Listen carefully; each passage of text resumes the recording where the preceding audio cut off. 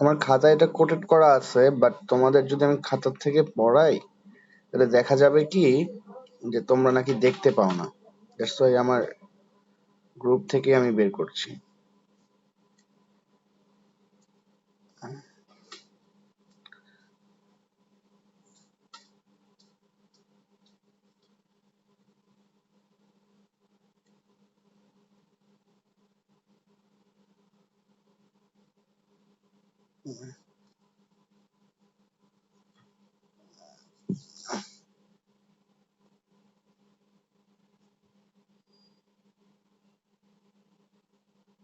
আচ্ছা, এই কোশ্চেনটা এবার অনেক ইম্পর্টেন্ট।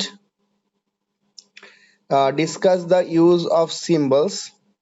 তো তোমাদের এই প্রশ্নটা symbols short notes, symbolism short নোটসও আসতে পারে, ব্রড কোশ্চেনও আসতে পারে। ঠিক আছে, সবাই দেখতে পাচ্ছ? দেখতে পাচ্ছ ক্লিয়ারলি? একটু রেসপন্স করো। জি ভাইয়া। আচ্ছা, তাহলে কি বলছে? আ সিম্বল, সিম্বল কি? সিম্বল মানে কি বলো তো? সিম্বল মানে চিহ্ন, প্রতীক। হ্যাঁ, চিহ্ন বা প্রতীক। প্রতীক। হ্যাঁ, কবিতা এটা কি হিসাবে কাজ করে? রাইটাররা ডিফারেন্ট ওয়ার্ড ইউজ করে, ঠিক আছে, আমাদের কোন একটা জিনিসকে ইঙ্গিত করতে। ঠিক আছে, সো একটা যেমন আমরা যদি বলি যে child, child is the symbol of god. কেন গড? কারণ হচ্ছে চাইল্ডরা ইনোসেন্স, গডও কি ইনোসেন্স, তাই না?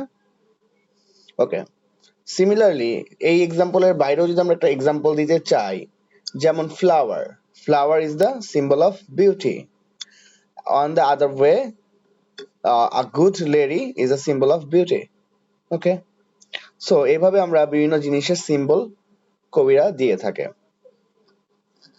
সিম্বল কি? সিম্বল হলো একটা অবজেক্ট, যে কোনো একটা ধরনের বস্তু হইতে পারে অথবা ব্যক্তিও হইতে পারে, অ্যানিমেট অর ইনঅ্যানিমেট, যেটা প্রাণও থাকতে পারে অথবা প্রাণ নাও থাকতে পারে। Which stands for something else, যেটা কি কোনো একটা ওয়ার্ডের জন্য ওয়ার্ড হিসাবে দাঁড়ায়। ঠিক আছে, the use of symbol is one of the most striking features of Blake's poetry. ব্লেকসের পয়েমগুলোতে সিম্বল ইউজ করাটা একটা একটা হলো গুরুত্বপূর্ণ কি বৈশিষ্ট্য ছিল। The poet used symbolic meaning besides its surface meaning. আমরা জানি যে একটা একটা রাইটিং এ কয়েকটা মিনিং থাকতে পারে, তো সিম্বল গুলো ইউজ করা হয়। তোমরা এর আগে আমি অ্যালিগরি পড়াইছি, অ্যালিগরিতে দুইটা মিনিং থাকে, বাট সিম্বলে কি অনেক সময় কি দুইটা মিনিংও থাকতে পারে। ঠিক আছে, সো সিম্বলস মানে হচ্ছে একটা বস্তু, তো এটার কোনো একটা জিনিস আইডিয়া দিবে না, বাট এটা কি সিম্বল থাকতেও পারে, ডিরেক্টলিও বুঝাইতে পারে। যেমন যে mister Jennifer, Mrs Jennifer is a very beautiful lady, like a like a rose. তার মানে কি, here rose is the symbol of beauty. So তোমার সিম্বল দ্বারা কি, সিম্বলের কি দুইটা মিনিং থাকতে পারে। ওকে, তারপর কি, William Blake presented his poem with imagination. আমরা জানি উইলিয়াম ব্লেক তার রাইটিং এ যতগুলো কবিতা লিখেছে, সেই কবিতা তার সাথে বাস্তবিক লাইফে কত মিল নাই। কেন মিল নাই? বিকজ সে ইমাজিনারি রাইটিং লিখতো। সে সবগুলো রাইটিং আগে পেইন্টিং করতো মনে মনে কল্পনা করে, এবং দেন সেটাকে সে কবিতায় বর্ণনা করতো। He was a painter as well as a writer. The poet does not describe the actual meaning, but spiritual meaning have to stand it symbolically. তো আমরা সিম্বলের মাধ্যমে একটা মিনিং বের করতে পারি। ঠিক আছে, একটা মিনিং আমরা সিম্বলিক আকারে বের করতে পারি। ঠিক আছে, যেমন চাইল্ডের বিহেভিয়ার, এখানে আমাদের ল্যাম্পের বিহেভিয়ার দেখতে পাই যে লাইক এ চাইল্ড, সো আমরা বলতে পারি lamp, child and Jesus Christ, তারা কি একটা একে অপরের সাথে কানেক্টেড। ওকে, সো এইটা হলো মূলত আমাদের সিম্বলের ক্যারেক্টারিস্টিক্স। তোমরা সবাই সিম্বলের ক্যারেক্টারিস্টিক্স বুঝেছো। যদি শর্ট নোট সিম্বলিজম আসে এখান থেকে কিন্তু লিখতে হবে। সিম্বল নিয়ে কারো কোনো কোশ্চেন আছে?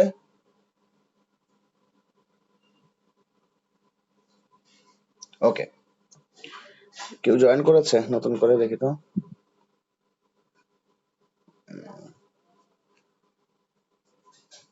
Introduction to song of innocence. এবার আসো আমরা বিভিন্ন কবিতার আলোকে সিম্বলিজম গুলো চেক করব, এবং এই রাইটিং গুলোতে যখন সিম্বলিজম ইমেজারি আসে তুমি একটা ইমেজারি কি সেটা বর্ণনা করবা, দেন বিভিন্ন রাইটিং এ ইমেজারি কিভাবে এক্সপ্রেস করা হয়েছে সেই জিনিসগুলোকে তুমি ইভালুয়েশন করবা।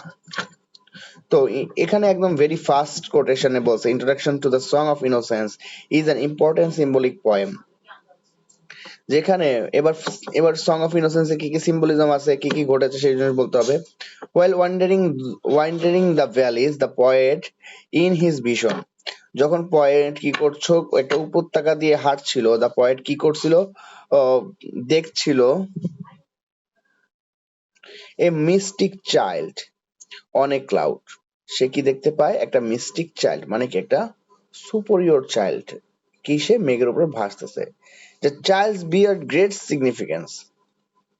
তাহলে চাইল্ড কি সিম্বলিক সিগনিফিকেন্ট রয়েছে। তাহলে কি কি রয়েছে, একদম এক number, the poet discovered a child in the cloud who requested to pipe a song about a lamb. The child may refers to Jesus Christ who speaks from heaven. তার মানে child হইতে পারে কি একজন জিসাস ক্রাইস্ট, যদিও child super child, so আমরা যে super child বলতে জিসাস ক্রাইস্টকেও মনে করতে পারি বা সিম্বলিক ওয়েতে জিসাস ক্রাইস্টকে বলা যেতে পারে, যে কিনা হ্যাভেন থেকে স্বর্গ থেকে ওই লোকটার সাথে কথা বলছে। দুই number, the poet use the valleys as a symbol. Valley, valley মানে কি উপত্যকা, উপত্যকাকে কিভাবে ইয়া করেছে, সিম্বল করেছে, কারণ উপত্যকাকে প্যাগান স্টেজ। তোমরা জানো যে, জানো কিনা জানি না আমি শিওর না, যে খ্রিস্টরা তাদের যেই খ্রিস্টিয়ান যে ধর্মটা পালন করার আগে তারা কিন্তু প্যাগান রিলিজিয়নে বিশ্বাস ছিল, ঠিক আছে। এবং এখানে বলতে দ্য ভ্যালি বলতে বোঝাচ্ছে যে খ্রিস্টানদের আগের যে প্যাগান স্টেজটা, সেই pagan stage from where he has spiritual transition to the stage of খ্রিস্টানিটি, এবং যেই ভ্যালিতে দাঁড়িয়ে তাদের প্যাগানিজম টু খ্রিস্টানিজম থেকে রূপান্তরিত হয়েছে। তার মানে প্যাগান প্যাগান স্টেজ বলতে কি বুঝাইছে, যে স্টেজে তারা প্যাগানিজমে বিশ্বাস ছিল, মানে বিফোর খ্রিস্ট, মানে খ্রিস্ট আসার আগে তারা যে রিলিজিয়নে বিশ্বাস ছিল বা যেই খ্রিস্টান মতবাদে বিশ্বাস ছিল তাকে বলা হয় প্যাগান রিলিজিয়ন। একদম লাস্টে কি বলা হয়েছে, হলো রিডস। হলো রিডস সিম্বলাইজ করা হয়েছে কি পেনকে। হলো রিডস মিন্স কি পেন। অ্যাকচুয়ালি এখানে বলেছে যে হলোরিস মানে হচ্ছে নল খাগড়া বা গুল্ম জাতীয় উদ্ভিদ যেগুলো দিয়ে লেখা যায়, ঠিক আছে। সো এইটাকে কি হিসাবে সিম্বলাইজ করেছে, pen. And water stands for ink, এবং নদীর পানিকে বোঝানো হয়েছে কি হিসাবে, ইঙ্ক হিসাবে। Is a symbol of purity, যেই সিম্বল দিয়ে কি এই এই ইঙ্ক অ্যান্ড পেন দিয়ে কি হবে, লেখা হবে, কিসের লেখা হবে, চেরাফ চাইল্ডের গান লেখা হবে, যেটা কি বোঝায় যে একটা পিউরিটি, পবিত্র সঙ্গীতকে বোঝায়, দ্যাটস ওয়াই পিউরিটি।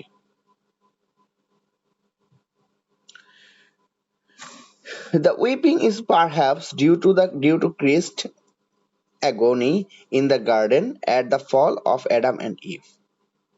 আমরা at the very stage দেখতে পাই যে এই যে বাচ্চাটা কাঁদছে কেন, খ্রিস্ট, হয়তো খ্রিস্টের অ্যাগনিতে কাঁদছে, ঠিক আছে। তোমরা যারা ইন্ট্রোডাকশন, কেউ কি introduction of song of innocence পড়ো না, এরকম আছো?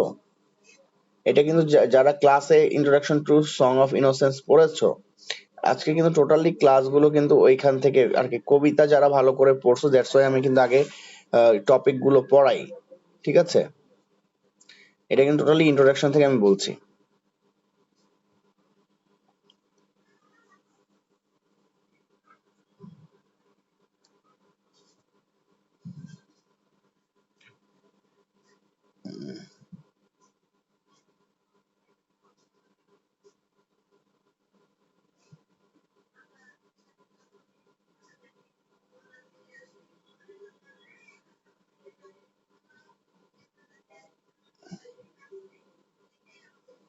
ওকে, সবাই একটু এখানে একটু একটু দাঁড়াও, আমি একটু পেজটা চেক করে নিই সিরিয়াল ভাবে আছে কিনা।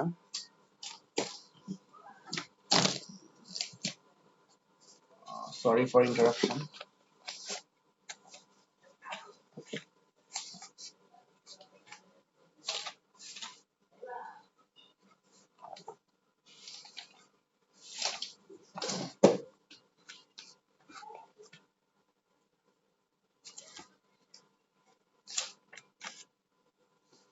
হ্যাঁ, যেটা ভাবছিলাম যে এটা সং অফ এক্সপিরিয়েন্স থেকে আসার কথা। আচ্ছা, তাহলে ফার্স্ট পেজটা এখানে, দেন সেকেন্ড পেজ আমি এগুলো দিয়ে দিব, এখনই দিয়ে দিই যাতে তোমাদের প্রবলেম না হয়।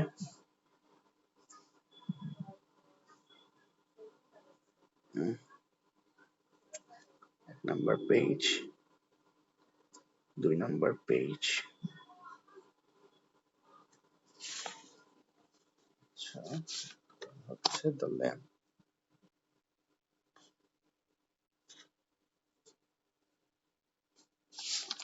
নাম্বার পেজ, দেন হচ্ছে সিম্বলাইজড।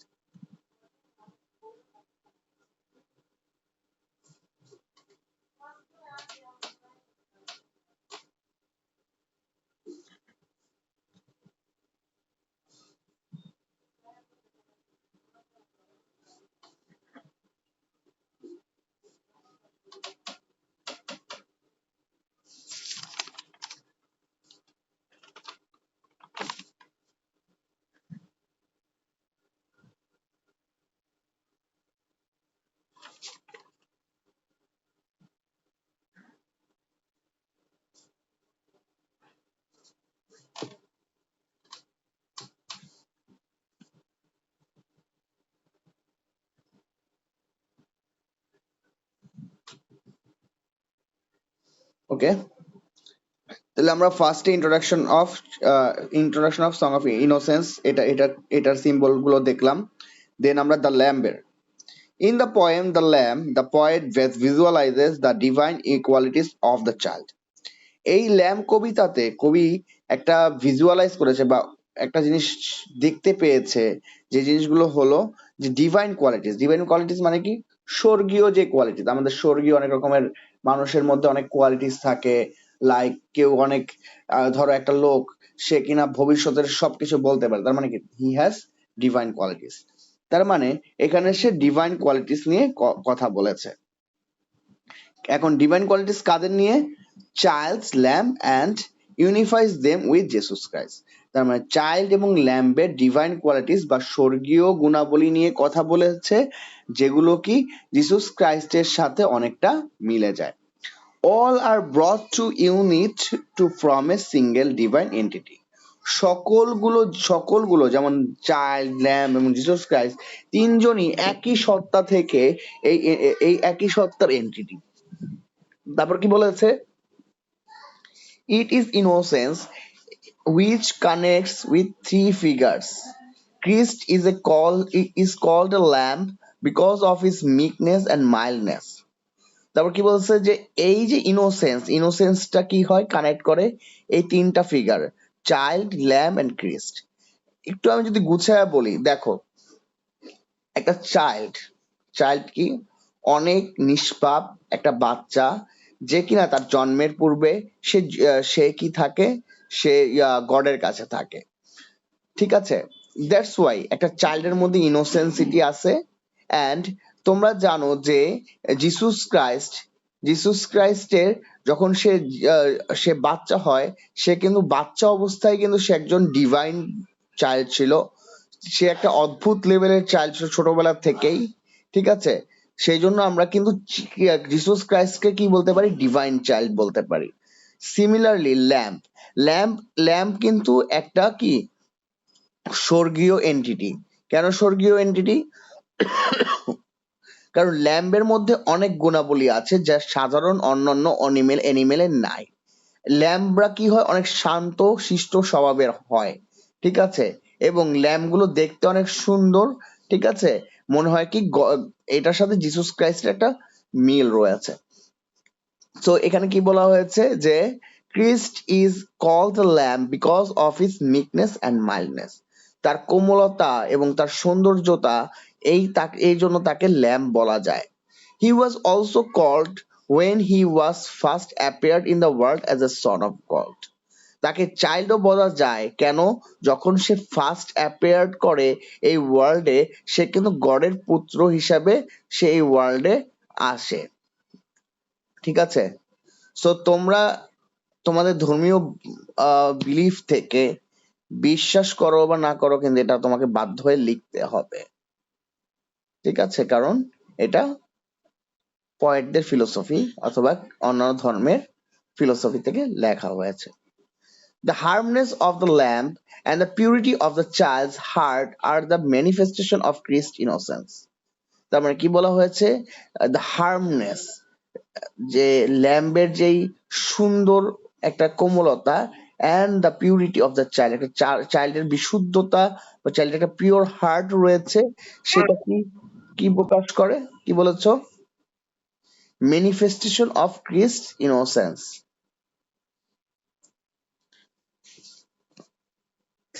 ক্লিয়ার? কেউ কোনো কোশ্চেন করেছো আশিক? তোমার আওয়াজ পেয়েছিলাম মনে হয়. আচ্ছা. Thus the qualities of meekness and mildness and greatliness both are symbolize the child, the lamb and Christ, which bring them together. তার মানে চাইল্ড, ল্যাম্ব এন্ড ক্রিস্ট আমরা কি একই সূত্রে গাথা বলতে পারি. ঠিক আছে? তবে দুইটা সিম্বলিজম সং অফ ইনোসেন্স থেকে আমরা লিখেছি, এবার কিন্তু আমরা দুইটা সিম্বলিজম সং অফ এক্সপিরিয়েন্স থেকে লিখতে পারবো. তোমরা চাইলে আরো লিখতে পারো. ঠিক আছে? চিমনি দিয়ে লিখতে পারো. চিমনিতে চাইল্ডরা কি অনেক শোষিত হইতেছে, এটা কিন্তু সমাজের কি সিম্বলাইজ করে? সমাজের নেগেটিভ সাইডকে সিম্বলাইজ করে. ঠিক আছে? সো আমি এটা দিয়েছি. তোমরা যদি কেউ অন্য পয়েম গুলো থেকে পড়ে লিখতে পারো, ইজ মাচ বেটার. ঠিক আছে?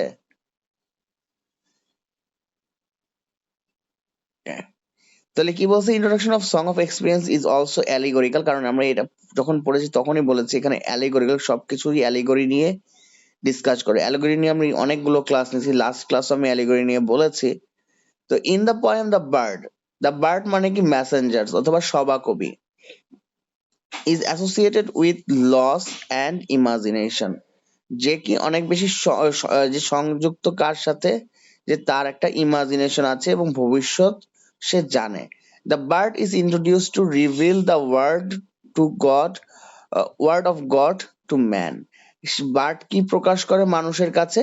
গডের কথাকে প্রকাশ করে. The bird gets inspiration from God. The bird, এই বার্ড কি, এই কবি কি গডের থেকে ইন্সপায়ার্ড হয়েই কি মানুষের কাছে এসেছে. He calls to the fallen soul and calls with a fallen earth to return to the way of light.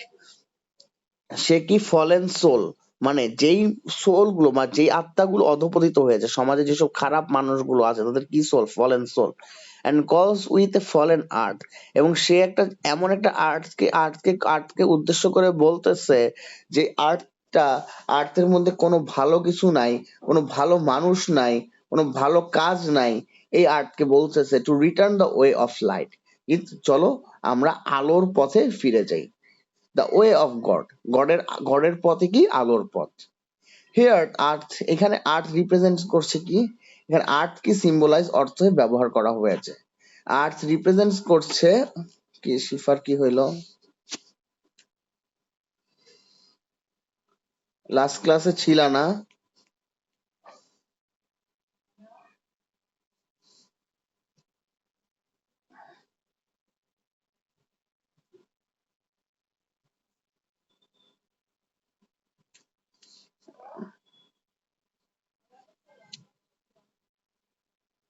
ওকে.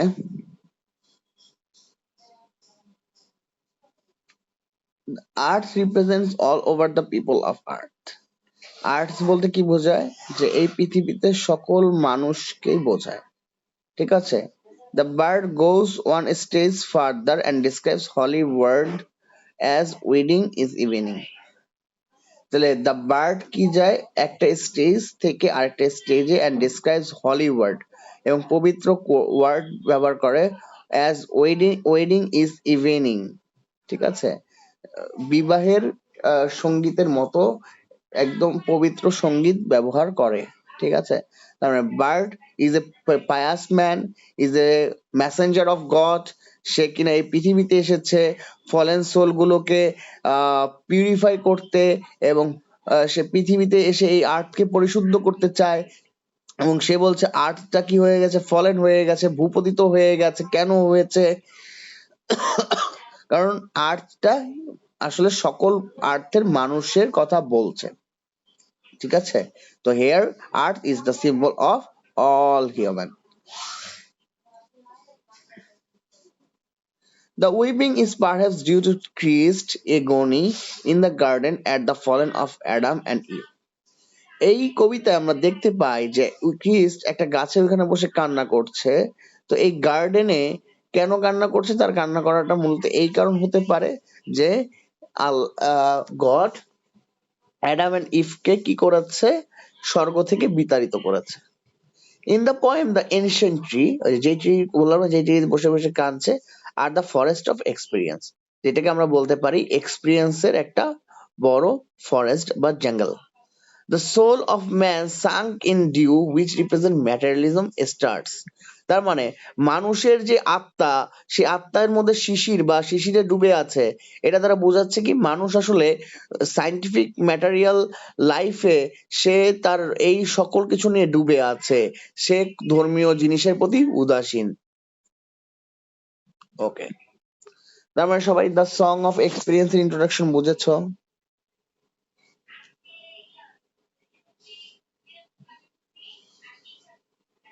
সবাই বুঝেছো সং অফ এক্সপিরিয়েন্স এর?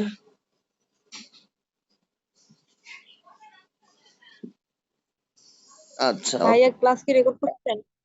এই দেখো 23 মিনিট এই কোনায় দেওয়া আছে, 23 মিনিট 10, 11, 12 সেকেন্ড। কোথায় দেয়া আছে আমি তো দেখতেছি না। এই দেখো একদম ডান সাইডে, এই যে দেখছো এবার? না, স্ক্রিন দেখা যাচ্ছে না?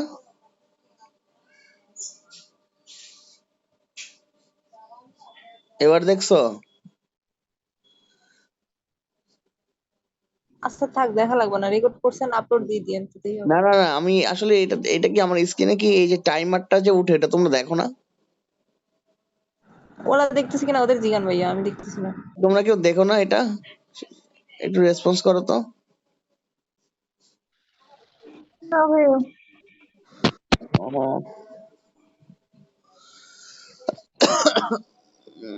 ও, আচ্ছা, এটা শুধুমাত্র তাহলে আমিই দেখতে পাই।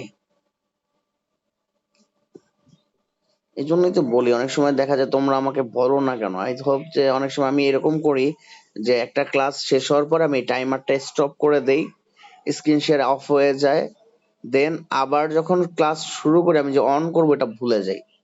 দ্যাটস ওয়াই আমার অনেক ক্লাসের কিন্তু এরকমের হয় যে আমি কিন্তু ক্লাস আবার শুরু করার ওই সময় একটু ক্লাস আমি রেকর্ড করতে পারি না। ওকে, দ্য টাইগার, দ্য টাইগার বলতে কি বুঝাইছে? টাইগার বলতে বুঝাইছে একটা ফিউরিয়াস ক্রিয়েশন, যে ক্রিয়েশনটা কি সমাজে বিভিন্ন জিনিসকে সে ব্রেক করবে, ঠিক আছে। The tiger is one of the Blake's most significant symbolic poem. Tiger symbolizes the fire force, একটা কি, একটা হলো আগুনের তীব্র আকারে বা একটা শক্তিশালী একটা হিংস্র force in the soul which are needed to break the bond of experience, যেটা কি দরকার আমাদের সমাজে কি বন্ড অফ এক্সপিরিয়েন্সের বন্ডটাকে কি করতে, ব্রেক করতে। For some the tigers with its fearful symmetry preserve evil in the world. তো টাইগার কি করে, টাইগার তার ফিয়ারফুল সিমেট্রি যে প্রতিসমতা রয়েছে বা ফিয়ারফুল যে শক্তি রয়েছে, প্রিজার্ভ ইভিল, সরি, পারভেসিভ ইভিল, এটা দিয়ে কি সমাজের যে অপকর্ম এগুলো কি করবে, ধ্বংস করবে in the world. For other tiger seems one of awful creation, টাইগারটা কি আমরা সবাই কি ভয় পাই এরকম একটা creation. The forest of night in which tigers lurks in the experience where many steely arrows conceal the path and dim the light. তা কি বলছে, দ্য ফরেস্ট অফ নাইট, অন্ধকারে যে জঙ্গলটায় যেই সময় টাইগার্স কি করে বিচরণ করে এক্সপিরিয়েন্সের জগতে, ওয়ার মেনি স্টিলি ইরোর্স, সেখানে অনেক ভুল, অনেক মিস্টেক্স, অনেক মিসলিডস কি করে কনসিল দ্য প্যাথ, সে কি করে সে পথগুলোকে বন্ধ করে দেয়, মানুষের ভুলের পথ, ইয়ের পথ, অ্যান্ড ডিম দ্য লাইট, এবং কি করে আলোগুলোকে বন্ধ করে দেয়। এবার আসো London most symbolic poem. London, London in the poem, London symbolizes of oppression and tyranny and manifested through the king who is responsible for the soldiers. আমরা দেখতে পাই এখানে লন্ডন কবিতাতে কিং কিং কিন্তু কি করে করাপ্টেড করে, কি করে তার রাজ্যে যারা সেলর থাকে তাদেরকে সে ঝুঁকির মধ্যে ফেলে দেয়, ঠিক আছে, সোলজারদের, এবং তাদের এই সোলজারদের ব্লাড শেড দিয়েই কিন্তু তার এই রাজ্য সিকিউরড হয়। তো আমাদের দেশেও এরকমের হয় যে সোলজার্সরা আসলে আমরা তাদের খোঁজও নেই না, বাট এরকম অনেক সোলজাররা বর্ডার নিজের দেশ রক্ষা করার জন্য জীবন দেয়। কিন্তু অনেক অনেক সময় দেখা যায় রাজ্যের কিং এর ভুলের কারণে এই জিনিসগুলো ঘটে থাকে, ঠিক আছে। তার মানে আমরা বলতে পারি in the poem London symbols of oppression and tyranny manifested through the king, মানে হিংস্রতা বর্বরতা সব কি কিংস এর মাধ্যমে প্রকাশ পেয়েছে।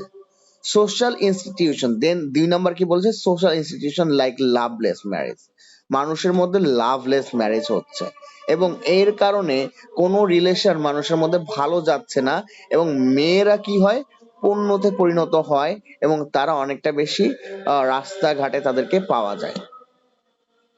In the poem, the poet notices woe and weariness faces of London instead of pleasure and joy. ঠিক আছে, এখানে ও অ্যান্ড অরিনেস ফেস বলতে চিমনি সুইপারদের ফেজের কথা বলা হয়েছে, আমি ক্লাসে বলেছিলাম, ঠিক আছে।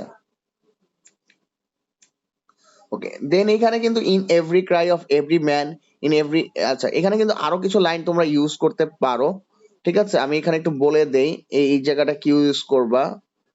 লাইক তোমরা এখানে তো কোটেশন দেওয়া আছে, এখানে এমনি সুন্দর একটা সার্কেল দেওয়া পয়েন্ট করে লেখা, এখানে না দিলেও হবে, তোমরা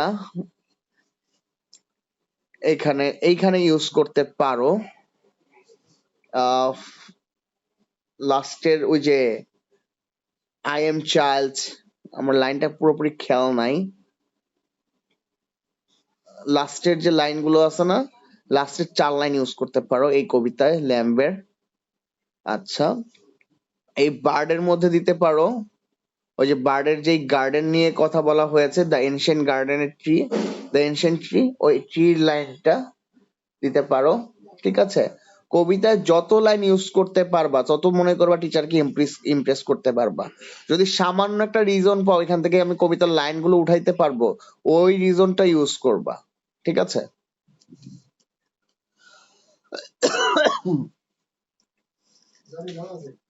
হ্যাঁ যাব, ক্লাস নেই। হুম, হ্যাঁ পড়বো। Thus, the symbols that Blake uses in his poem are rather obscure and difficult to understand. যেহেতু ব্লেক অনেকটা ইমাজিনেশন অ্যান্ড ভিজুয়ালিজম থেকে লিখেছে, তাই তার পোয়েমটা কি অনেকটা ভেরি ডিফিকাল্ট হইতো আমাদের জন্য কি এটা আন্ডারস্টুড করার, কারণ অনেক বেশি ইমাজিনেশন, অনেক বেশি সিম্বলাইজেশন করেছে, যে আমাদের একটা ওয়ার্ড ধরতে অনেক প্রবলেম হয়। আমি তোমাদের মিনিং ধরতে গিয়ে ধরে ধরে পড়েছি, অথবা আমিও এরকম মিনিং শিখেছি, বাট আমরা যদি একটু ট্রাই করি যে আমরা ব্লেকের এই কবিতাগুলো একা একা করে বুঝবো, আমরা দেখবো যে আমরা যে মিনিং পড়তেছি ব্লেক বোঝাচ্ছে অন্য মিনিং, সো কবিতা বোঝাটা কিন্তু খুবই কঠিন হয়ে যাবে। But it is a great work, কিন্তু এটা কিন্তু একটা বড় কাজ, আর এই কাজগুলো were narrates to different states of human soul, যেখানে সে ইনোসেন্স ওয়ার্ল্ড একটা সোলকে ডিফাইন করেছে, এক্সপিরিয়েন্স ওয়ার্ল্ড আরেকটা সোলকে সে ডিফাইন করেছে। He remains a supreme example of symbolic art in the poetry. সে অনেক সে একটা একটা উদাহরণ তৈরি করে গিয়েছে, যে একটা সিম্বলিক আর্ট তার পোয়েট্রিতে একটা উদাহরণ তৈরি করে গেছে। আই হোপ যে তোমাদের এই সিম্বলিজম থেকে একটা ব্রড কোশ্চেন করবে, ব্রড কোশ্চেন না করলেও তোমাদের এখান থেকে শর্ট কোশ্চেন আসবে মাস্ট। ঠিক আছে, তো সবাই অ্যালার্ট থাকো যে এখান থেকে ইনশাল্লাহ কোশ্চেন করা হবে। আচ্ছা, ওকে, রেকর্ড করে নিও।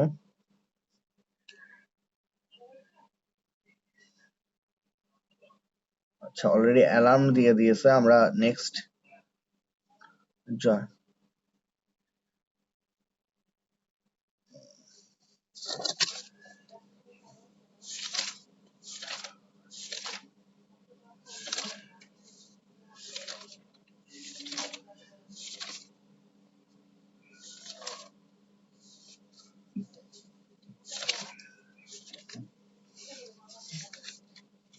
তোমাদের একটা শর্ট নোটস একটু একটু লিখে রাখো। আচ্ছা, তোমাদেরকে আমি ঢাকা কলেজের প্রশ্নগুলো দিছিলাম? হ্যাঁ জি ভাইয়া দিচ্ছিলেন। দিছি। ঢাকা কলেজের জি জি। প্রশ্নগুলো তুমি নোট করে রাখবা। এবং আমি যখন যেই টপিকটা পড়াবো ঢাকা কলেজের, ওই টপিকের সময় আমাকে একটু মনে করায় দিবা যে ভাইয়া এই কোশ্চেনটা ঢাকা কলেজে আসছে। দ্যাটস ওয়াই আমি কোশ্চেন গুলো দিয়ে রাখছি, কারণ আমরা যদি মনে রাখো, আমি একটা কথা বলি, একটা টেকনিক শিখিয়ে দেই। 7 কলেজের মোটামুটি তুমি সবগুলো কলেজের প্রশ্ন সম্পর্কে তুমি একটা ভালো আইডিয়া নিয়ে এবং সেগুলো সলভ করে তুমি পরীক্ষা দিতে গেছো, তুমি মোটামুটি একটা ভালো নাম্বার পাওয়ার যোগ্য। ঠিক আছে, সো কারণ তোমাদের কোশ্চেন তোমাদের টিচাররাই করে। সো হয় ঢাকা কলেজে টিচার করে, নাহলে ইডেন কলেজে টিচার করে। সো তারা চেষ্টা করে যে তাদের কোশ্চেনের মধ্যে থেকেই কোশ্চেন করাটা। দ্যাটস ওয়াই আমি কিন্তু এই টেকনিক সবসময় ফলো করতাম, আই হোপ তোমরাও করবা।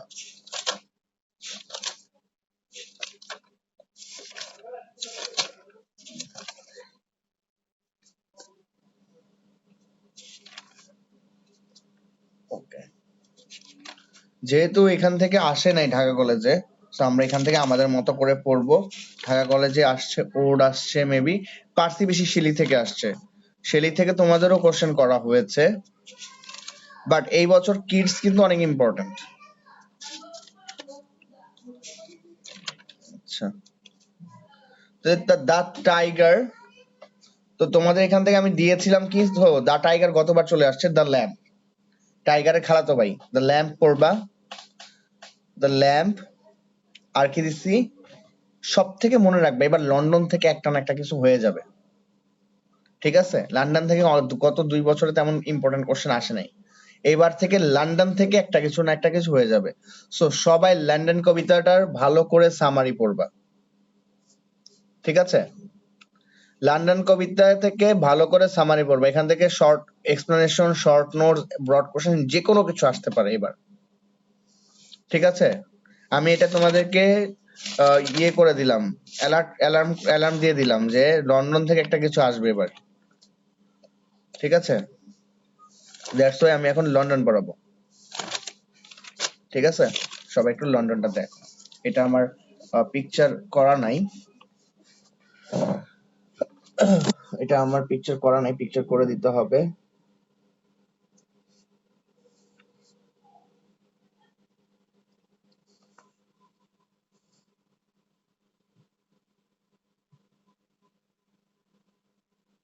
সবাই দেখতে পাচ্ছ? সবাই দেখতে পাচ্ছ? দেখো তো সবাই ক্লিয়ার কিনা। হ্যাঁ ভাইয়া দেখা যাচ্ছে। আচ্ছা, okay. London, London is a poem. London হলো একটা কবিতা অফ সোশ্যাল ক্রিটিসিজম। আমরা জানি যে এক্সপিরিয়েন্স ওয়ার্ল্ডে যতগুলো কবিতা আছে, এখানে কবি কাউকে না কাউকে ক্রিটিসাইজ করেছে। সো লন্ডনও কিন্তু একটা এক্সপিরিয়েন্স ওয়ার্ল্ডের কবিতা। এই ডেপিক্স, এটা কি করে? ডেপিক্স করে। ডেপিক্স, তোমরা এই ডেপিক্স ওয়ার্ডটা কোন ক্ষেত্রে ব্যবহার করবা ভাইয়া? এক্সপ্রেস, ইলুসিডেটস, এগুলো কিন্তু তোমরা সিনোনিম। ঠিক আছে, এক্সপ্রেসের বানান মনে হয় নাই। তাহলে ডেপিক্স, এক্সপ্রেস, ন্যারেটস, এইগুলো কিন্তু তোমরা ইউজ করবা এক এক সময় এক একটা। এগুলো আমি একদিন তোমাদের একটু ক্লাসে মনে রাখবা, একটু মনে করায় দিবা যে আমি ভোকাবুলারি শিখাবো। ঠিক আছে, এই ভোকাব গুলো তোমাদের একটু শিখাবো। Expresses the miserable condition of London. লন্ডনের কি দুঃখ দুর্দশাময় করুণার একটা চিত্র কি তুলে ধরা হয়েছে। It presents a vivid critical picture of 18th century. 18 শতাব্দীর বিভিন্ন ক্রিটিক্যাল পিকচারকে এই কবিতাতে তুলে ধরা হয়েছে। উইলিয়াম ব্লেক, এটা তোমরা এইভাবে লিখবা না, আমি সংক্ষেপে লেখার জন্য লিখতাম, তোমরা উইলিয়াম ব্লেক লিখবা। এভাবে লিখলেও কাটবে না, বাট বড় করে লেখাটাই ভালো। William Blake begins his poem London with a general statement about the street. তোমরা দেখবা যে এই কবিতাটা শুরু করলে একদম কবিতায় কবি রাস্তার কবি বলেছে যে কবি একদিন রাস্তা দিয়ে হাঁটছিল একটা নাইটে এবং সে রাস্তার অবস্থাগুলো সে বর্ণনা করছিল। About the street and the Thames river, Thames রিভারের পাশে যে শহরটা, সেই শহরের স্ট্রিট গুলো সে বলছে।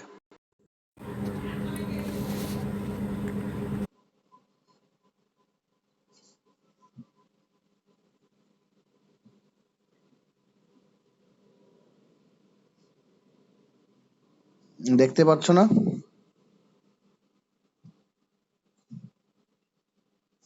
দেখতে পাচ্ছ ক্লিয়ারলি? হ্যাঁ, দেখা যাচ্ছে। আচ্ছা, কি বলছে? The social corruption and oppressors. Oppressors মানে কারা? যারা শোষণকারী, ঠিক আছে, শোষক। সোশ্যাল কারাপশন এবং অপ্রেসর্স রুডিটি, শোষকদের অত্যাচার আর sketched in the figure of London. এই লন্ডন কবিতায় কি করেছে? ফিগার আউট করা হয়েছে বা চিত্রাঙ্কিত করা হয়েছে। In this poem the poet attacks on three great social evils. Poet কি করেছে? তিনটা সোশ্যাল খারাপ সাইড অথবা সোশ্যাল নেগেটিভ সাইডকে সে কবিতায় তুলে ধরেছে। বাসায় আজকে আবার এই কবিতাগুলো একটু পড়বা, তাহলে কিন্তু তোমাদের রিহার্সেল হয়ে যাবে। The cruelty of the society, সোসাইটির ক্রুয়েলটি কিভাবে দেখা যায়? কেউ বলতে পারবা কেমনে দেখা যায়? আমি যে ক্লাসে কিন্তু বলছি কেমনে দেখা যায়। চিমনি সুইপারদের অত্যাচারের মাধ্যমে, তাদেরকে চিমনি সুইপারদেরকে তাদের রাইটস থেকে বঞ্চিত করে। The adversity of war and lust, ঠিক আছে, ওয়ার এবং লাস্টের মাধ্যমে কি করা হয়? মানুষকে শোষণ করা হয়। লাস্ট মানে কি? লালসা, ঠিক আছে, মানুষ কি করে? লালসা পূরণ করে নারীদের মাধ্যমে, ঠিক আছে, okay. The unhappiness of marriage, marriage লাইফে তারা আনহ্যাপিনেস, দ্যাটস ওয়াই তাদের লাইফে অনেক বেশি প্রবলেম। দ্য চিমনি সুইপার্স, এবার ডিটেলসে কথা বলি কি এই পয়েন্ট গুলো নিয়ে। The chimney sweepers, the soldiers and the harlots, harlots মানে হচ্ছে আর কি যেই নারীরা রাতের আধারে কাজ করে, ওকে। আর ব্লেকস টাইপস অফ অপারেস ক্যারেক্টারিস্টিক্স ভিকটিম, এই তিন শ্রেণীর মানুষকে ব্লেক কি করেছে? ভিকটিম, যারা কিনা ভিকটিম, তাদেরকে ভিকটিম হিসাবে সে কাউন্ট করেছে। They all are victims of social injustice, সোশ্যালের অন্যায় অবিচারের কারণে তারা কি ভিকটিমে পতিত হয়েছে। দ্য চিমনি সুইপস, চিমনি সুইপাররা কি করে? সুইপস করে আর ডোমিনেটেড বাই দ্য মাস্টার্স, তারা তাদের মাস্টার্সদের দ্বারা শোষিত হয়। The church is placed an inactive role to protest operation which is created on chimney sweeper. চার্চের যেই লোকেরা কাজ করে বা চার্চের যে ধর্মযাজক, তারাই কিন্তু চিমনি সুইপারদের লাইফটাকে অনেক বেশি কমপ্লেক্স করে তোলে। The poet mention soldiers who are sacrifice their life, যারা কি করে? তাদের জীবনটা দিয়ে দেয় ফর দ্য কিং এর জন্য। But the king does not value their sacrifice blood, কিন্তু কিং কি করে না? তাদের এই স্যাক্রিফাইসিং যে ব্লাডটা, সেই ব্লাডটার ভ্যালু দেয় না। Blake also recorded the tragedy of love and unhappy of marriage. কি মানুষের জীবনের যে লাভ এবং ম্যারেজ মানুষ ভালোবাসা এবং সুখের জন্য করে, সেইটার একটা ট্রাজিক ইভেন্ট সে বর্ণনা করেছে। Which compel man to go to prostitute, যেটা মানুষকে বাধ্য করে কই যেতে? প্রস্টিটিউটের কাছে, মানে রাতের আধারে যে নারী, তাদের কাছে যেতে, কাজ করতে যেতে বাধ্য করে। And give birth illegal children, এবং তাদের এই কর্মের ফলে কি হয়? ইললিগাল চিলড্রেন জন্ম নেয়। People does not enjoy their life for the hypocrisy of women. এখানে কিন্তু অন্য মহিলা যাদের হিপোক্রেসির জন্য পুরুষ মানুষরা আসলে আর কি এসব উইমেনদের কাছে যায়, সেই হিপোক্রেসির কথাও বলা হয়েছে। আচ্ছা, তারপর কি বলেছে দেখো, nothing can be more realistic than the picture of London. ব্লেকের এই লন্ডনের পিকচারের থেকে আর কোনো ভালো পিকচার হইতেই পারে না, যেই পিকচারে এত সুন্দর রিয়েল একটা ইভেন্ট বর্ণনা করা হবে। দ্য কার্সেস সোসাইটি, এখানে সোসাইটিটা কেটে দাও, হ্যাভ মাস্ট বি স্যাটায়ার্ড। এই সমাজে যে অধপতিত বা যে অভিশপ্ত যে সোসাইটি, সেটাকে অবশ্যই এখানে স্যাটায়ার্ড করা হয়েছে।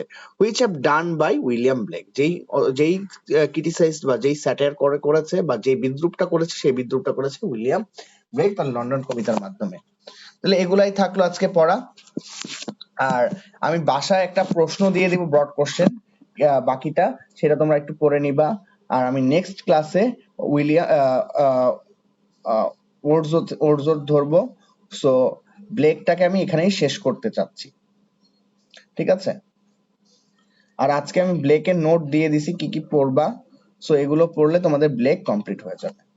আর ইভেন আমি পড়ানোর পরে যদি কোনো কিছু মনে করি যে এখান থেকে আসাটা, এই প্রশ্নটা আসলে ইম্পর্টেন্ট, এটা আবার পড়ানো উচিত, বা তোমরা যদি কেউ মনে করো আমাকে অবশ্যই বলবা, ঠিক আছে? কারো কোনো কোশ্চেন থাকলে বলতে